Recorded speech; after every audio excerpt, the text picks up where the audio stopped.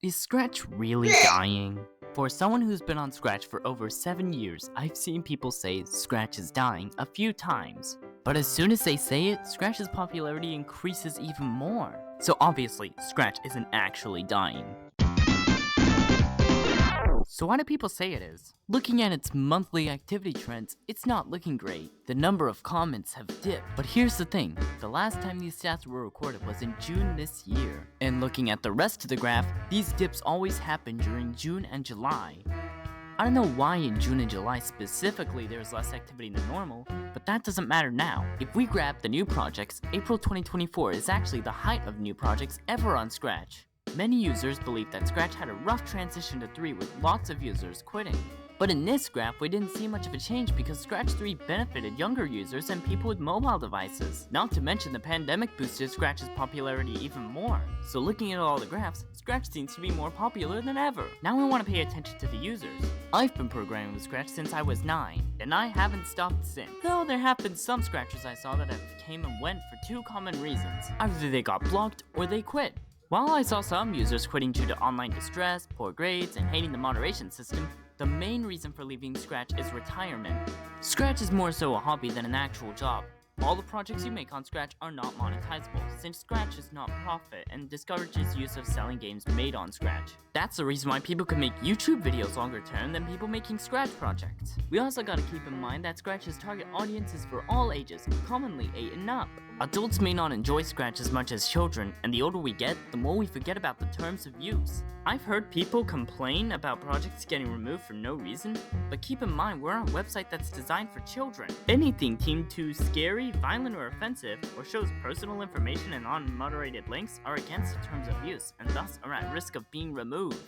Most Scratchers join at the age of 9 and 15 according to statistics. Anyone younger may not know how to use Scratch, and anyone older may be busy with schoolwork, like me. It's common that by the time we're adults, we won't have the time we always have to use Scratch, since most adults have to go to universities, college, or even have jobs. I don't see many users that are active whose accounts are over 10 years old. Maybe except that Griff Patch guy. To prove my fact that a new generation of Scratchers will lead the way, I looked at the creators of 20 featured projects. The average age for featured project creators is, unsurprisingly, 12. That's assuming that most of the users joined at around the age of 10. While I was looking through the users' join dates, I realized if a Scratcher joins at the age of 7 today, or in the near future, they'd be younger than my Scratch account. We've really progressed this far, haven't we? I haven't found anyone that's at that age, but still. Another thing is that one of the users in the list, Jumples, has actually joined Scratch way back in 2010.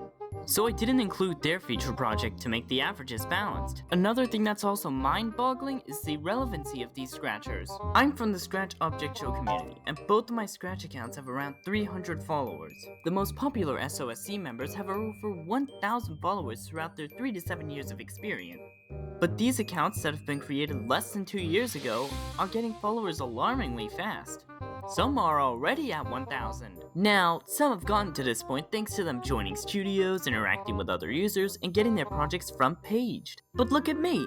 One of my projects was 120th in trending for all, and I don't see followers coming in. Almost like the popularity lasers keep missing me. But you know what they say, popularity may ruin your life if you get too much of it. How about the projects? Some people have claimed that the projects are unoriginal trash garbage piles and that we grew up trying to figure out how to make these things without help. And of course, I didn't use scripts made by other users most of the time, but that's because I liked programming my own scripts at my own pace. And even then, I took some inspiration from other users to improve my code, since nobody can code alone, you need teamwork. I know there are a lot of us in the Gen Z and Millennial generation that hate the Gen Alpha's slang and memes like Skibbity Toilet. But that's just internet culture. Memes will die eventually. In fact, I think Skibbity Toilet is slowly losing popularity over its peak. I mean, remember when we thought Among Us could never die out? Because it was the meme of 2020 through 2021? Some of the Millennials and Gen X's thought our memes were dumb before the Gen Alphas got their memes. I mean, look at these projects from back in the day and tell me they aren't brain rot.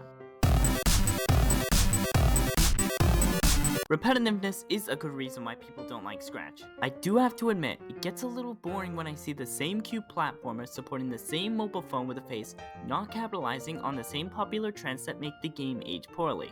But that's from our experiences. To younger players, they'll be over the moon with games like these and have encouragement to make the same generic platformers like them. It's all the circle of life, and we shouldn't stop that from happening. Though maybe we should sprinkle in a little bit of constructive criticism in between to make it look original. In my conclusion, Scratch is like a cycle.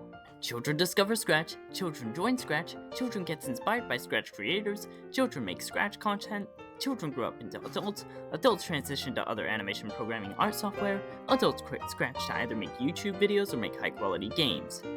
At the same time, the new children fill in the blanks, increasing Scratch's popularity even more. So no, Scratch is not dying, everyone's just growing up. Now those were a lot of good reasons, but those reasons are valid if I've never watched a Scratch is dying video yet, so I'm going to look for some videos that complain about exactly that. Look at this video. This video came from a user who previously got banned from Scratch, and has 3 videos about that same topic. But this is perfect. I need a video to review and this is the only one I could find. Let's play the video. Okay, just watch the video. I have mixed thoughts about the topics they bring up. Just a heads up, no hate should be spread to this user. It's all just my opinion. What are your thoughts about this? Leave your responses down in the comments. Okay, now we can get started.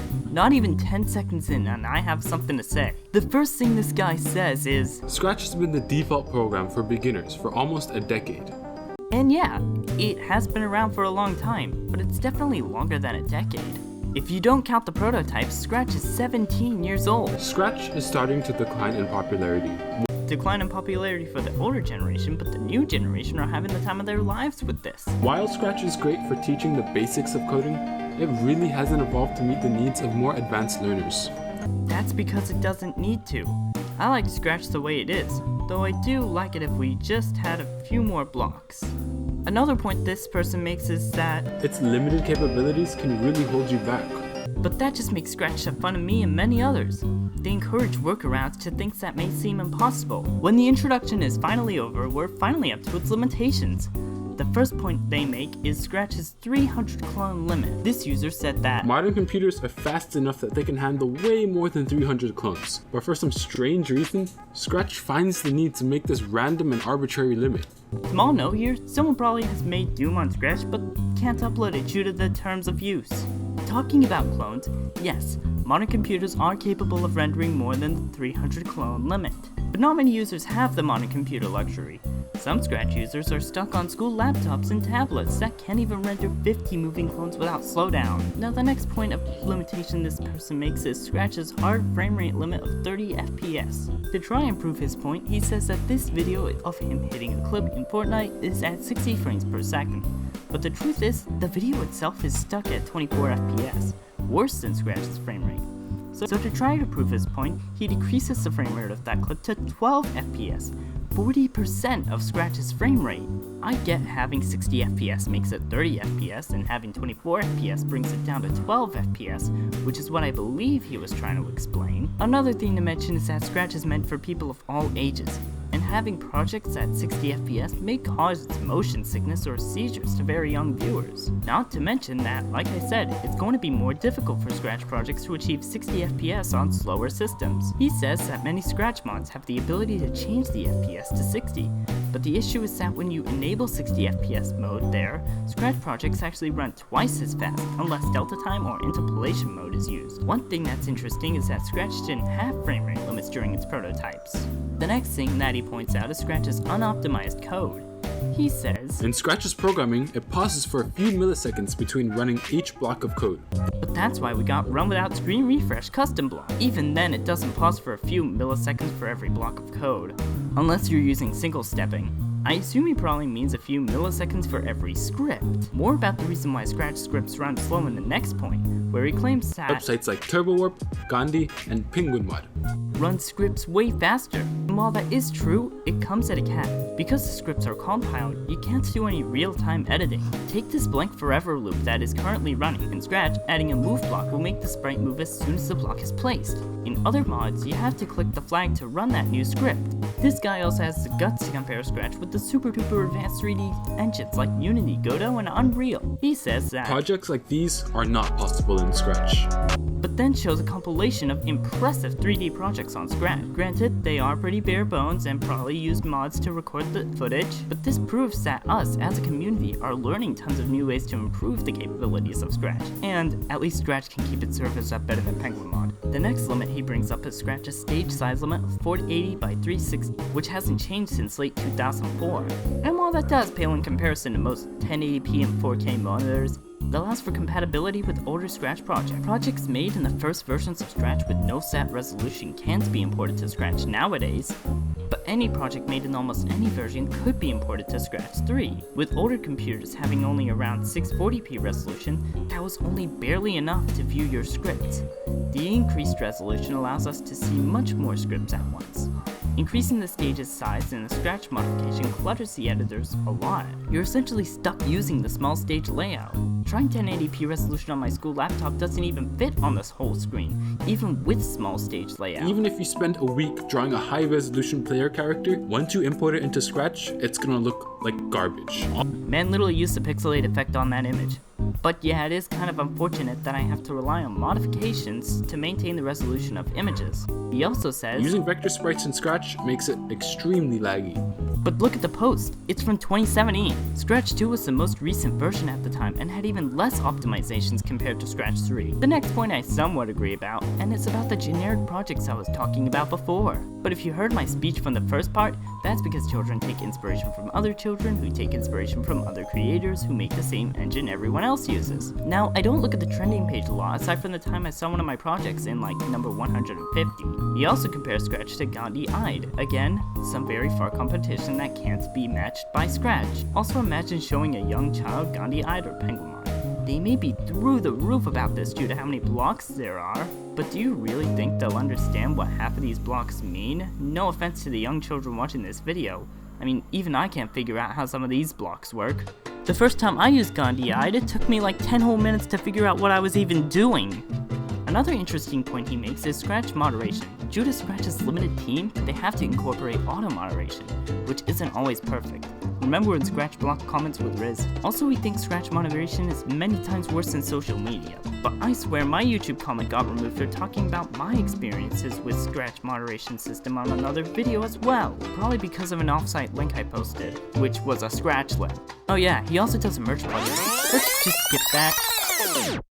You can get banned for the most simple misunderstandings, like sharing a YouTube link. That's why we have links on Scratch especially made for posting YouTube videos. Scratch.mit.edu/discuss/YouTube/video ID.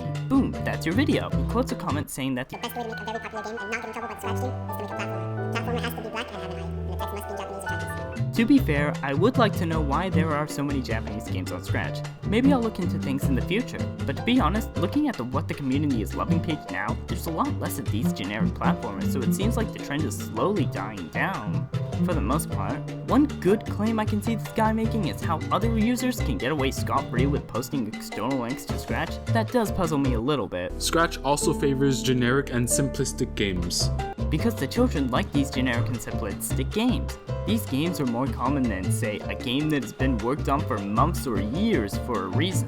And with a newer generation of Scratchers coming up beyond the horizon, we may see a change in what the algorithm gives us. Oh yeah, he also compares Scratch's moderation with Roblox's with this comment he found. He concludes his reasoning saying that you shouldn't quit Scratch if you are a beginner. Scratch is a great starting point, but once you've outgrown it, there's really no reason to stick around when platforms like Gandhi IDE, Unity, TurboWarp, Penguin Mod, Unreal Engine, and Godot can offer so much more. And yeah, that is the point of Scratch, as I mentioned before in this video. Before I go back to animated Embol, I would just like to mention a few more things that I added last minute. This segment will all just be me talking, so skip to the timestamp on screen if you wish to skip right to the next animated segment. I also watched the video about Scratch moderation by Challenger 10K, and it showed a little bit more depth behind why Scratch's moderation is inferior to others. I definitely have witnessed many people in my community getting blocked, and I even commented on Challenger 10K's video about it. Now that I've taken a look at the video and commented about the things that I found, I would like to say, I'm surprised he didn't compare Scratch 3 to the older versions. He didn't do what the Minecraft detention seekers do and say, this isn't fun anymore, I wish we could go back to 2012. Mainly because there's not much excuses you can make to say that Scratch 1.4 is better than Scratch 3. Scratch 1.4 had even more limited capabilities, slower optimizations, less staff, and stricter moderation. Many projects on Scratch 1 were just this one removal message. Also, back in the day, you had to actually download the project to view its code before Scratch 2 was released due to the lack of a fully fledged online editor. So even though Scratch may not be perfect now, we have definitely came a long way throughout the 17 years that Scratch has been online for. And without it, we would probably have less game developers, animators, and artists in the world. Now I've taken a look at the video and commented about the things that I found. Construction, you get out of there. You're not a part of this video.